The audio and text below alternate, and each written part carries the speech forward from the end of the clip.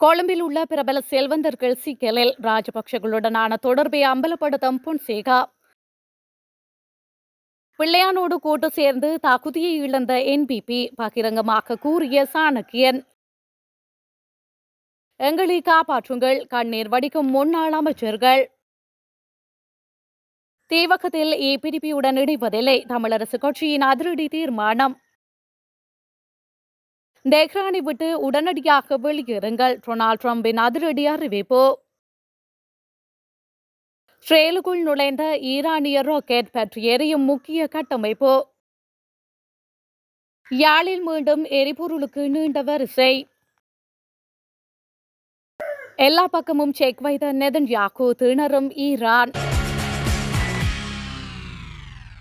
யாழ் மாவட்டத்தின் அனைத்து எரிபொருள் நிரப்பு நிலையங்களிலும் எரிபொருளை பெற்றுக்கொள்வதற்காக நீண்ட வரிசைகள் மீண்டும் ஏற்பட்டுள்ளதாக தெரிவிக்கப்படுகின்றது.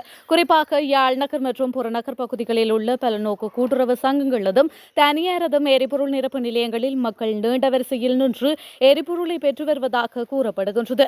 இதேவேளை எரிபொருளுக்கு நாட்டில் தட்டுப்பாடு இல்லை எனவும் தெரிவிக்கப்பட்டுள்ளது.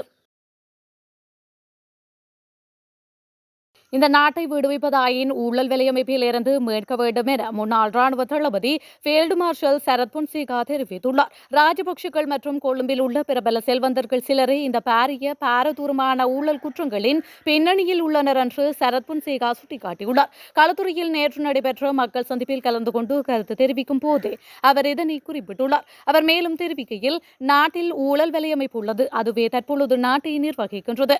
ஊழல் வலையமைப்பின் ஸ்தாபகர்களாக மஹிந்த ராஜபக்ஷ மற்றும் அவரின் பிள்ளைகள், கொழும்பில் உள்ள செல்வந்தர்கள் போன்றோர் காணப்படுகின்றனர். இந்த நிலையில் தற்போதைய அரசாங்கத்தை விமர்சிக்க வேண்டிய தேவையில்லை என நம்புகின்றேன்.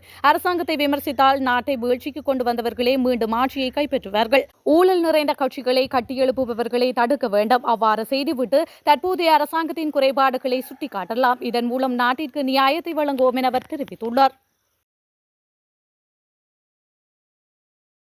தங்களை கைவிடாமல் காப்பாற்றுமாறு முன்னாள் அமைச்சர்கள் மஹிந்த ஆனந்த அழுத்கமிகே மற்றும் நளின் பெர்னாண்டோ ஆகியோர் கதறி எழத் தொடங்கியுள்ளனர். கடந்த 2015ஆம் ஆண்டின் ஜனாதிபதி தேர்தலின் போது 14,000 கரம்பலகைகள் மற்றும் 11,000 டேம் விளையாட்டு பலகைகள் என்பவற்றை கொள்வனவு செய்து முறைகேடான வழியில் விநியோகித்த குற்றச்சாட்டில் மஹிந்த ஆனந்த அழுத்கமிகே மற்றும் நளின் பெர்னாண்டோ ஆகியோருக்கு சிறை தண்டனை விதிக்கப்பட்டுள்ளது. நளின் பெர்னாண்டோவுக்கு 25 ஆண்டுகளும் மஹிந்த ஆனந்தவுக்கு 20 ஆண்டுகளும் சிறை தண்டனை விதிக்கப்பட்டுள்ளது. இந்த நிலையில் மஹிந்த ஆனந்தவின் மைத்துனனும் முன்னாள் ராஜாங்க அமைச்சருமான அனுராதா ஜெயரத்ன உள்ளிட்ட அரசியல்வாதிகள் சிலர் மஹிந்த ஆனந்த் மற்றும் நளின் பெர்னாண்டோவை பார்வையிட சிறைச்சாலைக்கு சென்றிருந்த சமயம் அவர்கள் இருவரும் அழுது புலம்பியுள்ளனர். தங்களை கைவிடாமல் காப்பாற்றி வெளியில் எடுக்க நடவடிக்கை மேற்கொள்ளுமாறு அவர்கள் கண்ணீர் வடித்து கதறி அழுதுள்ளமை குறிப்பிடத்தக்கது.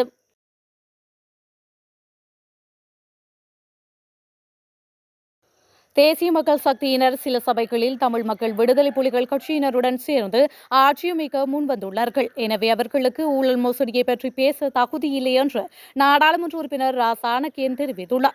ஏறாவூர் நகரசபைக்கு தவிசாளர், பிரதி தவிசாளர் ஆகியோர் தெரிவு செய்யப்பட்ட அமர்வில் பார்வையாளராக கலந்து கொண்ட அவர் ஊடகங்களுக்கு கருத்து தெரிவித்துள்ளார். தொடர்ந்தும் கருத்து தெரிவித்த அவர், தமிழ் பேசும் மக்களின் ஒற்றுமைக்கு ஏறாவூர் நகரசபையிலே நடந்த தெரிவு வரலாற்றிலே முக்கியமாக நான் பார்க்கின்றேன். இது தமிழ் முஸ்லிம் சமூகங்களின் இன நல்லிணக்கத்தை பறைசாற்றுகின்றது.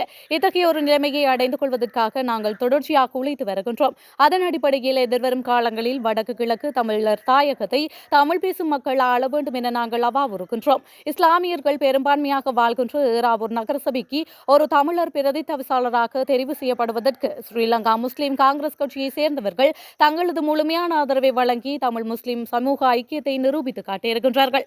இதிலே முக்கியமான ஒரு விடயம், பிரதி தவிசாளராக தெரிவு செய்யப்பட்டவர் இலங்கை தமிழரசு கட்சியை சேர்ந்தவர் அல்ல, அவர் ஜனநாயக தமிழ் தேசிய கூட்டமைப்பை சேர்ந்தவர் என்று அவர் மேலும் தெரிவித்துள்ளார். தெஹ்ரானை விட்டு அனைவரும் உடனடியாக வெளியேறுமாறு அமெரிக்க ஜனாதிபதி டொனால்ட் ட்ரம்ப் அறிவித்துள்ளார். இது தொடர்பில் அவர் வெளியிட்டுள்ள எக்ஸ் தளத்தில் ஒரு பதிவை இட்டு இந்த அறிவிப்பை வெளியிட்டுள்ளார். குறித்த பதிவில், நான் கையெழுத்திட கூறிய ஒப்பந்தத்தில் ஈரான் கையெழுத்திட்டிருக்க வேண்டும். என்ன ஒரு அவமானம்! மனித உயிர்களை வீணாக அழித்துக் கொண்டிருக்கின்றார்கள். எளிமையாக சொன்னால், ஈரான் அணு ஆயுதம் வைத்திருக்க முடியாது. நான் அதை மீண்டும் மீண்டும் வலியுறுத்தினேன். அனைவரும் உடனடியாக தெஹ்ரானை விட்டு வெளியேற வேண்டும் என அவர் கடுமையாக எச்சரித்துள்ளார். இஸ்ரேலின் ஹைஃபா வளைகுடாவில் உள்ள பசான் குழுமத்துக்கு சொந்தமான எண்ணெய் சுத்திகரிப்பு நிலையம் மீது ஈரான் நடத்திய ராக்கெட் தாக்குதலில் 3 பேர் உயிரிழந்துள்ளனர். தாக்குதல் தொடர்பில் பசான் குழுமம் வெளியிட்ட அறிக்கையில், தாக்குதலில் எங்கள் உற்பத்தி நிலையங்கள் பலமாக சேதமடைந்துள்ளன. குறிப்பாக மின் உற்பத்தி நிலையம் கடுமையாக பாதிக்கப்பட்டுள்ளது. இதனால் எங்களுடைய எண்ணெய் சுத்திகரிப்பு நிலையம் மற்றும் உட்பகுதி குழும நிறுவனங்கள் அனைத்தும் நிறுத்தப்பட்டுள்ளன என்றும் தெரிவித்தது.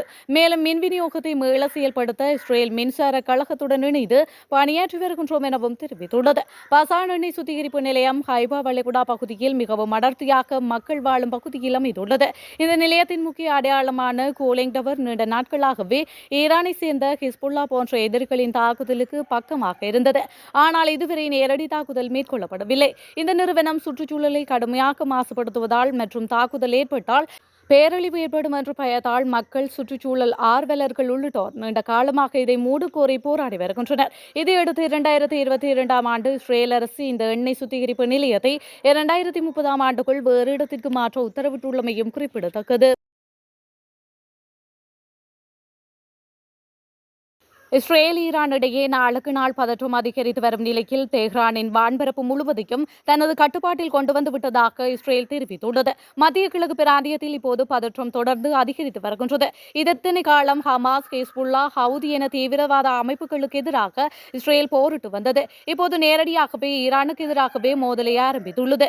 இரு நாடுகளும் மாறி மாறி தாக்குதல் நடத்தி வருவதால் பதற்றமும் அதிகரித்து வருகின்றது. இதற்கிடையே ஈரான் தலைநகரான தெஹ்ரானின் வான்பரப்பு முழுவதையும் தனது கட்டுப்பாட்டில் எடுத்துவிட்டதாக இஸ்ரேல் தெரிவித்துள்ளது. அதே நேரம் ஈரான் இதை இன்னமும் உறுதி செய்யவில்லை.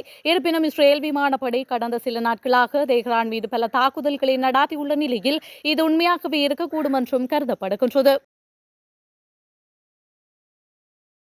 தீவக தொகுதிகளில் நாம் தனித்து ஆட்சியமைப்பதற்கான முயற்சிகளை மேற்கொள்வோம். நெடுந்தீவு, வேலணை மற்றும் ஊர்காவற்றுறை சபைகளுக்கும் தெரிவு செய்யப்பட்டுள்ள தமிழரசு கட்சியின் உறுப்பினர்கள் பகிரங்கமாக தெரிவித்துள்ளனர். தீவக தொகுதிகளுக்குட்பட்ட நெடுந்தீவு, வேலணை மற்றும் ஊர்காவற்றுறை பிரதேச சபைகளில் ஈழமக்கள் ஜனநாயக கட்சியின் ஆதரவை பெற்று ஆட்சியமைப்பதை மக்கள் விரும்பவில்லை என்பதால் நாம் தனித்து ஆட்சியமைப்பதற்கான முயற்சிகளை மேற்கொள்வோம் என அவர்கள் குறிப்பிட்டுள்ளனர். தமிழரசு கட்சியை பிரதித்துவப்படுத்தும் தீவகத்தின் உள்ளூராட்சி மன்ற உறுப்பினர்களும் கட்சியின் தீவக தொகுதி கிளை உறுப்பினர்களும் தொகுதி கிளை தலைவர் மாணிக்கவாசகர் இளம்பிறையன் தலைமையில் தமிழரசு கட்சியின் நாடாளுமன்ற குழு தலைவர் சிவஞானம் ஸ்ரீதரனை நேற்றைய தினம் அவரது இல்லத்தில் சந்தித்துள்ளனர்.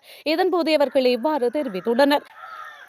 ஈழ விடுதலை போராட்டத்தை சிதைப்பதற்காகவும் அப்போராட்டத்திற்கு எதிராகவும் வலிந்து செயல்பட்ட இபிடிபியினரும் அதன் தலைவர் டக்ளஸ் தேவானந்தாவும் தீவக மக்கள் மீது மேற்கொண்ட அராஜகங்களை மறந்து தவிசாளர், உபதவிசாளர் பதவிகளுக்காக அவர்களோடு இணைய முற்பட்டால் மக்களுக்கும் எமக்கும் இடையிலான இடைவெளிகள் அதிகரிக்கும் என அவர்கள் குறிப்பிட்டுள்ளனர்.